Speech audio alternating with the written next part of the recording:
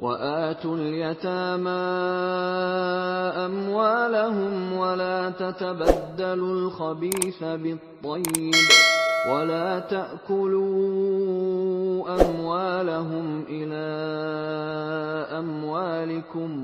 إنه كان حوبا كبيرا۔ اور یتیموں کا مال جو تمہاری تحویل میں ہو ان کے حوالے کر دو،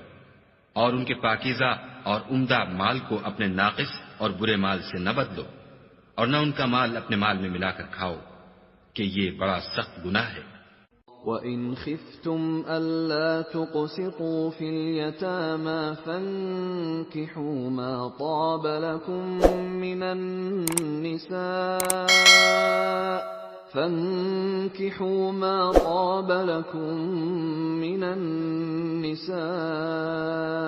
مَثْنَىٰ وَثُلَاثَ